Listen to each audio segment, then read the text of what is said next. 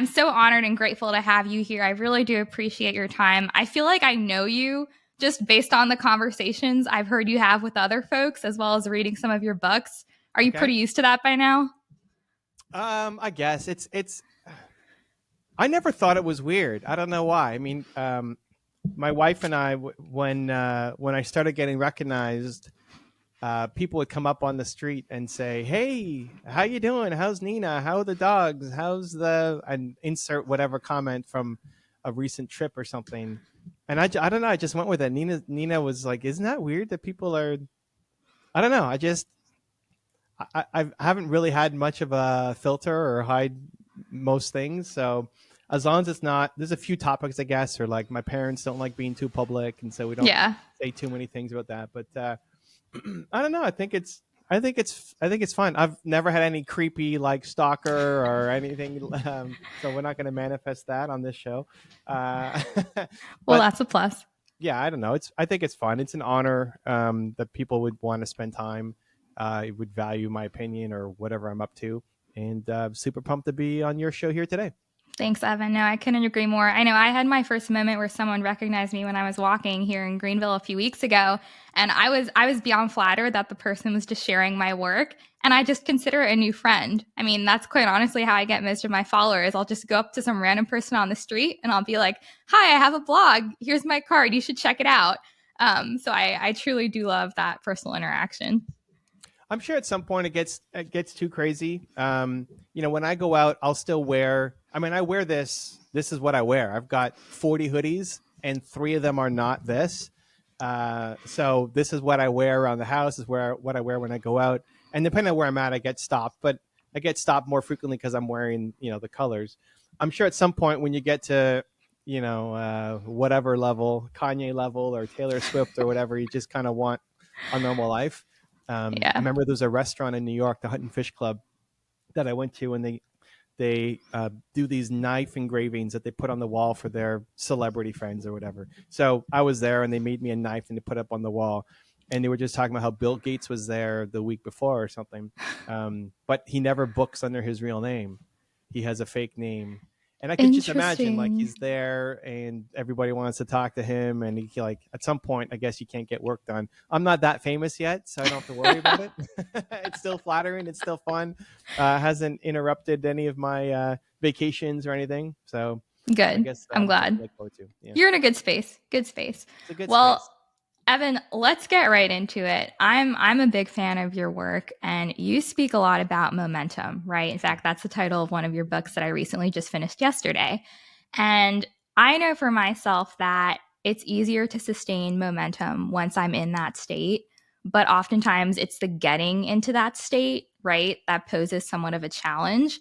So, first of all, I feel like I'm going to use this conversation as a therapy session for me, or as a personal coaching session rather. But what are some simple steps that I could take to help put me in that flow state, be it related to like a health goal, a business goal, or even just life goals? The biggest thing usually is just environment and routines. As boring as that sounds, it's like, what do you do when you wake up? Yeah. And who is in your ear? Like, why I make my content, the channels, all the videos is for me, because I want Elon Musk in my ear or Steve Jobs in my ear or whoever, Maya Angelou, like I want that in my ear every morning, because we don't wake up, or at least for me, I don't wake up and be like, I'm going to go change the world today, guys. This is going to be the greatest day of my life. We're going to go that's not how I ever wake up. And so what makes a difference? Well, it's the habits and routines and what we force into our ears. And so most people will wake up and just go to the bathroom and load their Instagram and start doom scrolling and like, Mm-hmm. what just happened to the past 25 minutes, as opposed to being intentional about how you want to wake up. So the most important part of my daily routine is what I call my believe walk. And so I get outside even when I don't want to. I live in Toronto, Canada. It's snowy today, like a fresh dump of snow. It's cold. I'm I'm looking somewhat outside. jealous. I'm looking outside. It's like I don't want to go out in that mess, slush everywhere, but it's like part of my morning routine. So I wake up and I try to get outside as soon as possible. And as I do my walk, I'm also listening to a video from my own channels, like some mentor, somebody I want to learn from.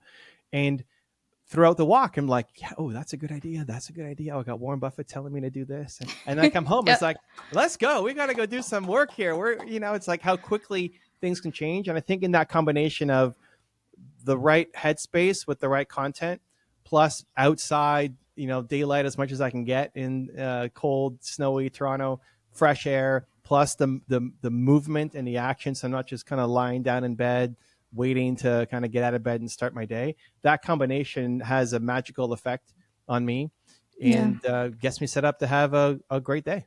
No, I couldn't agree more. Have you read this book? It's called The Miracle Morning. I know Hal. I had lunch with him in Austin. I don't Not read. surprised. He's great.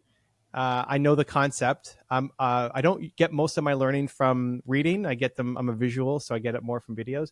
But I think he took like 7 or 10 or whatever the most common things and smushed them together into the morning practice, and it's worked for him and worked for tons of other people.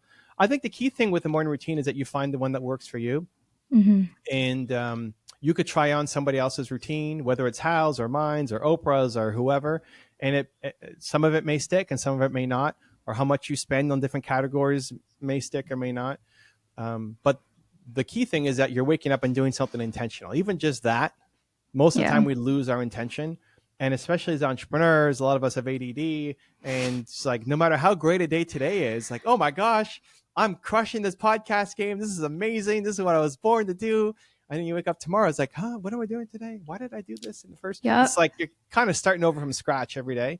And so cool. Don't expect it to last a long time.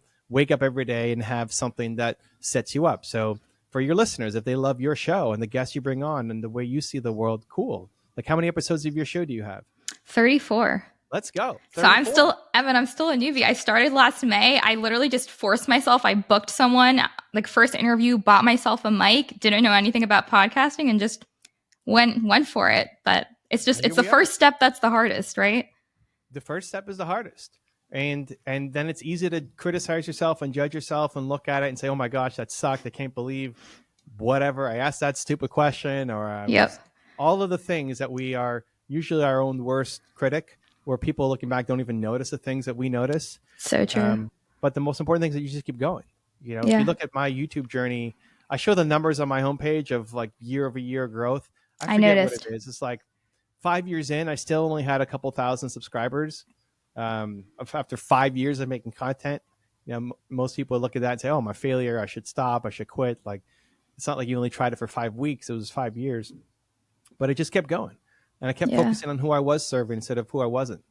And the fact that 50 people watch that video, I was like, 50 people watch that video. This is 50 people, So the only thing I had going for me was I just kept doing it. I was introverted, shy, afraid to ask for help, super critical, judgmental, couldn't watch my first 350 videos back without, like, I couldn't watch it. First 350 videos. I resonate with that. Look at it. And it took 700 public videos until I inspired myself, where I looked at it, it's like, like, that was pretty good. Pat yourself on the shoulder. You know what? Like, okay. Not bad, Carmichael. Not bad. 700 videos in, right? I just kept going. And that focus on who I was serving instead of who I wasn't serving really, really helped me. So, 34 episodes in, I would have never done this. I would have not had the courage to ask people to be on my show. Yeah. I'd be like, I don't know what I'm doing. So you're already way ahead of where I was when I got started. Thanks, Evan. I appreciate that. Yeah. And I think the thing with me, and I share this with, interviewees and my followers obviously know, but my inspiration is my mom. So she was diagnosed with stage 4 breast cancer back in 2018. And WellnStrong basically started as a platform for me to share all the research from an integrative standpoint that I was doing for her and all the complementary therapy she was doing. And God touched it, and little by little, it just kind of grew. I built a community of doctors and then felt called to start a podcast last year because there was just so much I had to say. But I think the cool thing is that with podcasting, I think everyone should have a podcast. I don't necessarily think listeners or viewers matter. I think it's just a wonderful channel to just, say what you want to say and have a voice out there. But I'm really passionate too about mental and emotional health, right? And motivation and well-being. So that's why I'm super excited to have guests like yourself on. But going back to the ADD comment, So once I'm in that flow state, I often want to go full speed ahead, right? With every idea that comes into my mind. After that morning podcast, we're like, all right, let's go seize the day. But as the saying goes, Evan, it's like if we're chasing two rabbits, we're not going to catch either one, right? So, something I've been struggling with is trying to figure out where to focus my time when it comes to which ideas to pursue. So, do you have a process that you found to be helpful when it comes to abiding by that 80/20 principle and really discerning where to place your focus? Yeah. So when I'm in flow state, I try to stay there as much as I can for as long as I can, and I'll push other stuff to make that happen. Um, my challenges might not be prescriptive for others. Is that it's I'm not always in flow state. It's always like this is the thing that I have to do today. Oh my god, right? And so I have my calendar, and I find it helpful to do different things on different days. So every day of the week, I have a different theme. So we're recording this on a Thursday. Thursday is my public Podcast facing day, day. Yeah, right? it's like I do.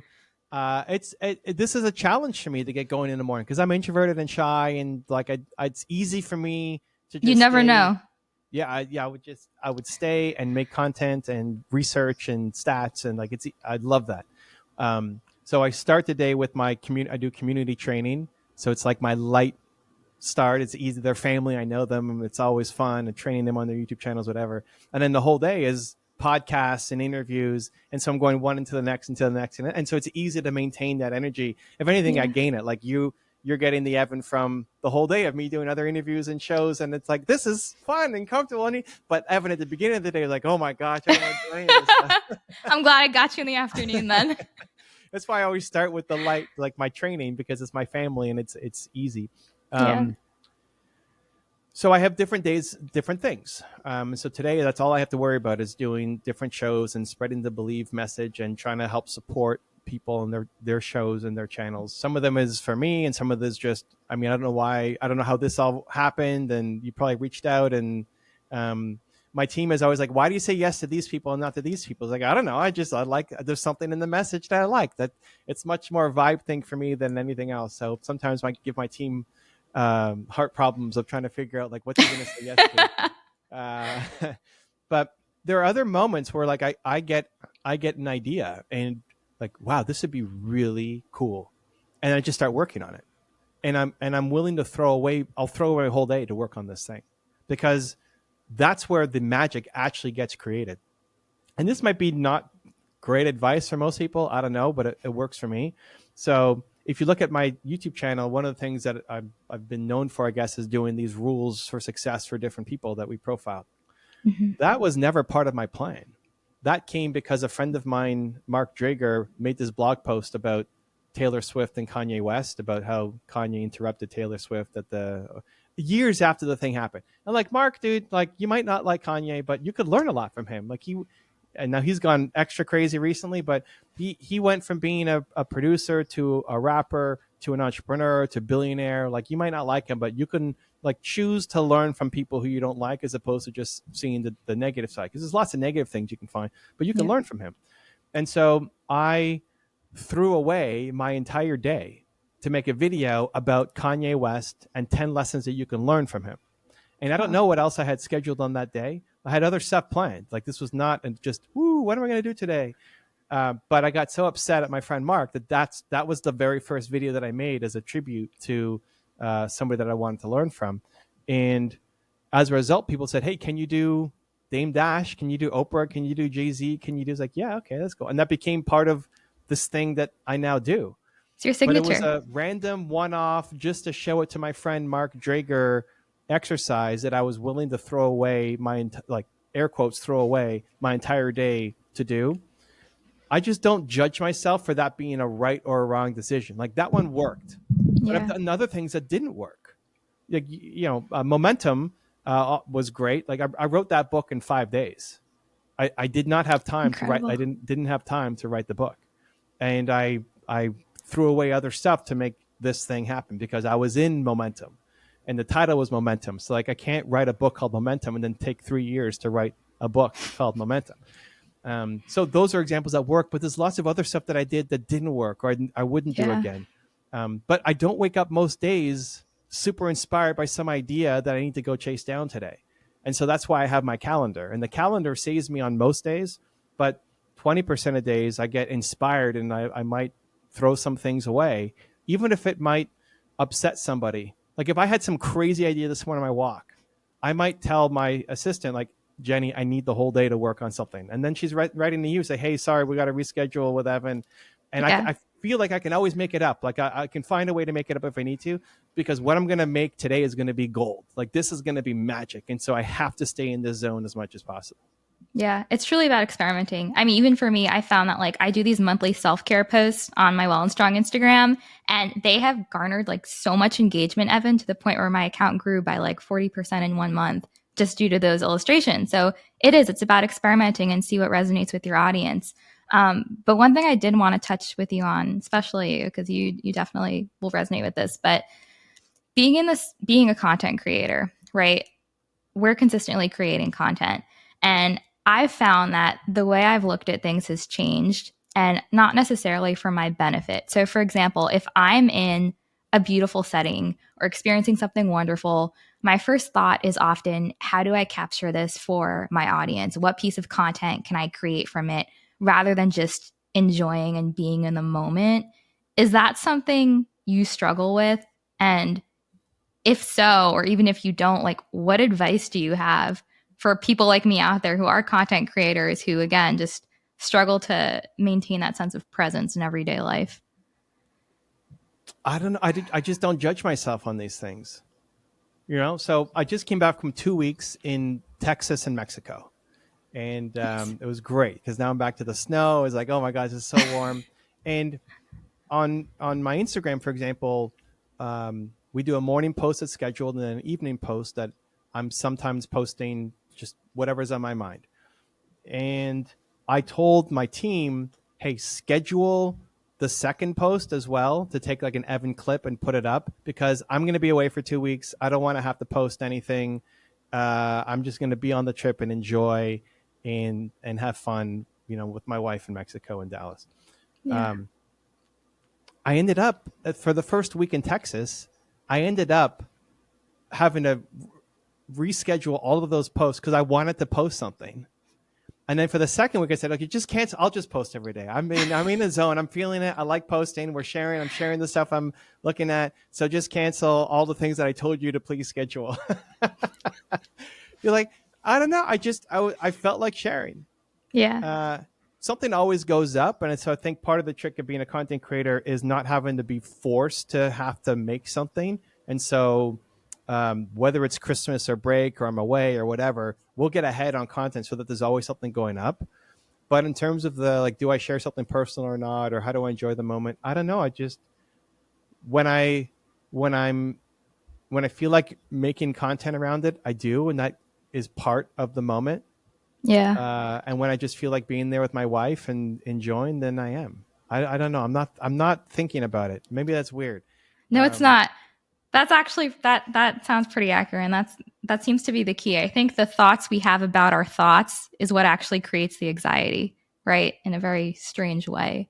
But no, I love that. And Evan, if you could go back in time and do one thing differently in your journey in building your business, what would it be?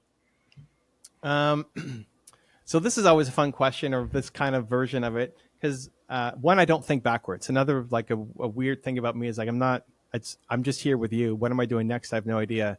What would I go back 20 years ago or whatever? Like, I don't live in the past at all. And two, I'm grateful for where I'm at here now talking to you, that I worry about the butterfly effect of like, oh, if I change that though, like, sure, I might be further ahead, but what if I'm dead or something? Yep. I hear you. So I don't usually think about these things, but sometimes being on shows kind of like forces, oh, that's a weird way to think about things, that I don't naturally think that way. If you took me back to some critical moments in my life and I had the chance to do something different, I don't know that I would be strong enough to not shake 19-year-old Evan and tell him, like, do this. The most obvious one is we lost a $40 million deal when I was 20.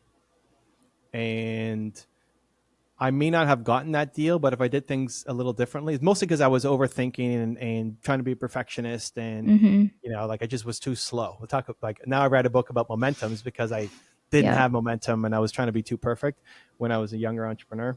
I'm still a recovering perfectionist, and so um, if I went back to talk to 19-year-old Evan, who's like about to make this mistake, I probably would go and tell him. I don't know that I would have the courage to just sit there and watch him make this mistake. Yeah. um, so that's probably what I would do, is like tell myself to just believe in yourself more, um, stop being a perfectionist, get more momentum. And why I end up loving questions like this is because whatever advice you would give to younger you is still what you need today. If you think about 85-year-old you coming to talk to you, Yeah. it's the same message. Yep. 85-year-old Evan is telling today Evan the same thing. Believe in yourself more. Go faster. You can do this. And so then it becomes actually super practical, that whatever message you would tell your younger self or wisdom, it's like you still need that, just on a bigger scale for you today. Yeah. No, I love that. And I don't necessarily think, even looking at my mistakes, that I would have changed anything, because we learn, right? We learn from experience. And I love the phrase fail forward. So every time there is something that I wish I may have done in a different manner, I say, okay, but this is going to make me a better person in this area, right? Just from that experience of failing that we may otherwise not have learned had we succeeded. So like that's the story I tell myself. I just don't know if you put me in that spot and I could actually make the change. Like if Would you're you do back it? in your body, yeah. Like if you go Yeah. back and you are in your 19-year-old body and you have a chance to make, do you then knowingly do the Yeah. incorrect thing? I don't Back know. to I the don't know if I future. would. Yeah, exactly. I don't know if I would. Like I would like to think I would have the courage to do it, but I don't know. If you put me in that spot, I don't know unless I'm actually there. Yeah. Well, I think you have a great way of looking at it, given that we're not able to, at least at this point in time. But Evan, my last question for you, I do want to be conscious of your time, is what does being well and strong mean to you? Um, I would say feeling like what you're doing matters every day. I think there's a lot of content and a lot of great advice around health and diet and exercise and all of this stuff, which is great. And I'm not the expert on that. But one of the things I found to be the most helpful for me is just feeling like what I do matters. When people ask me, like, how are you so optimistic or happy or energetic all the time? Like, well, first, I'm not. But second, it's like, it's not my diet. I could eat Snickers every day and I would be 50 pounds heavier, but I'd still have energy. Like, let's go. I'm ready to do this interview. Yeah. Why? Because I feel like the work that I do matters. Yeah. And it might matter to the world or might matter to 5 people. But if you could actually connect the work you're doing to somebody else, like it's not just about you. Like you mentioned, you did this because of your mom as a starting point. And now all the people that you're able to help who are like you and like your mom is incredible. And you're still getting started. Fast forward to episode 340 and holy cow, how many lives are you going to have touched and changed, and people coming up and say like your episode number 48 like made a huge life-changing moment for me. Like if you can actually feel that every day, that what you're doing is going to impact somebody else. Like it's not enough to just to do it for yourself. Yeah. You Love need to that. feel like you're contributing to somebody else in some way. And if you actually felt that, I think if you combine that with all the health and exercise and diet and all that, feeling like what you're doing matters, I think, that'd be my definition of well and strong. I love that. Purpose of life is a life of purpose, right, Evan? Well, who knows? Maybe I'll have you back on for episode 350. So I'm looking Let's forward to do, it. you're at what, 34? 34. Episode 100. Okay. Let's do it. When you're getting close, message my team and we'll do episode 100 Awesome. celebration together. I'm excited. I mean, I know there's still so many questions I want to ask you, so I'll start planning now. Cool. I love it. Thank All you right. for your love and energy, and can't wait to see you for round 2. Absolutely. Thanks, Evan. I appreciate it. Have a good one.